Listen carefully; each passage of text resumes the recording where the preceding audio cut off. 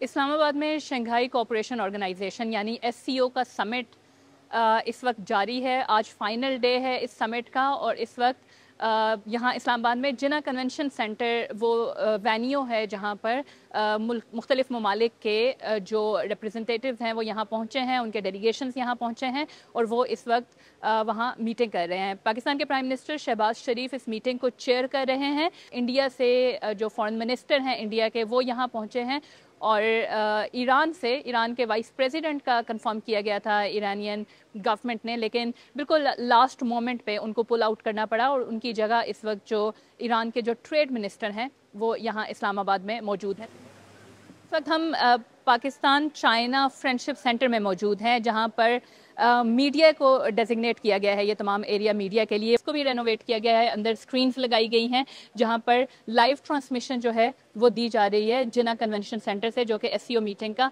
Main venue है। हम यहाँ अंदर चलते हैं और यहाँ कुछ इंडियन जर्नलिस्ट से बात करते हैं कि जो इंडियन फॉरेन मिनिस्टर का विजिट है तकरीबन 9 साल के बाद, इंडिया में उसकी क्या अहमियत है और दोनों मुल्कों के दरमियान क्योंकि बायलैटरल टॉक्स तो नहीं हो रही, तो इस मीटिंग को कैसे फिर व्यू किया जा रहा है।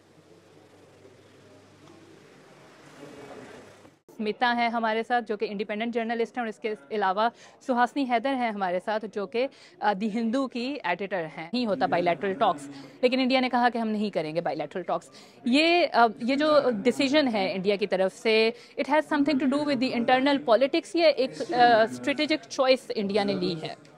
I think India and Pakistan don't have bilateral talks right now. So, in order to have bilateral talks, it would be a huge shift in policy. दोनों के दरमियान आज 5 साल मतलब अब 10 साल हो चुके हैं कि कोई इस तरह की गुफ्तगू हो नहीं रही है, कोई बायलैटरल बातचीत हो नहीं रही है दोनों के बीच में।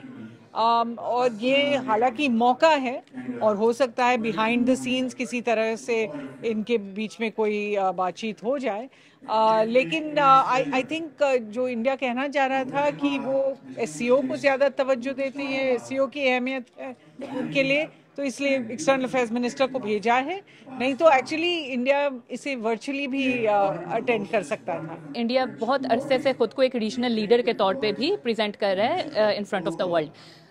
इस तरह का डिसीजन कैसे उनकी इस नैरेटिव को डैमेज कर सकता है?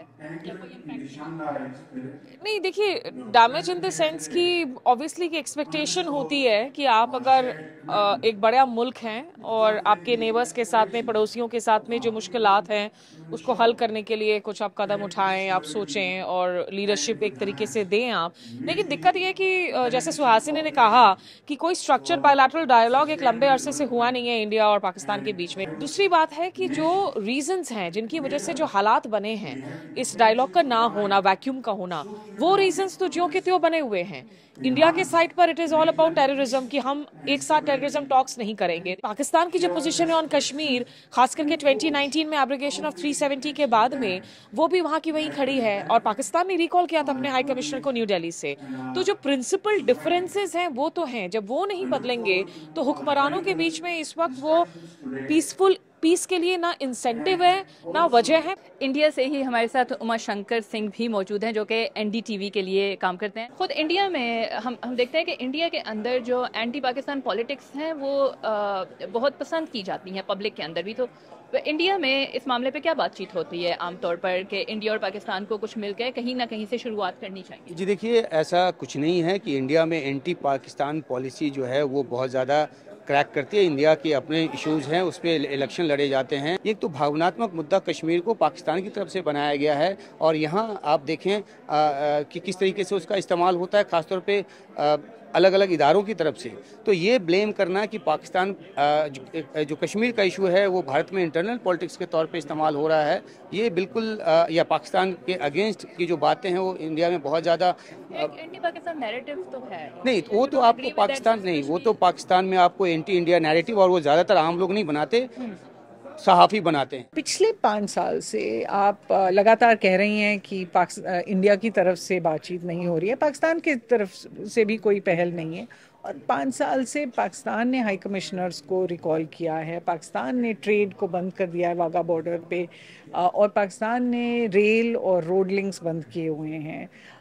तो आई थिंक कि किसी तरह की बातचीत इन बुनियादी मसलों पे, कश्मीर पे, टेररिज्म पे जिसका आप जिक्र कर रहे थे, इन बुनियादी मसलों पे तो तभी होगा जब इस तरह के मतलब जो मेजर्स हैं उनको थोड़ा रोल बैक किया जाए। आई थिंक एससीओ जो है वो एक कुछ इससे कुछ प्रैक्टिकली भी कुछ हो रहा है, it has become more of a lip service kind of a thing.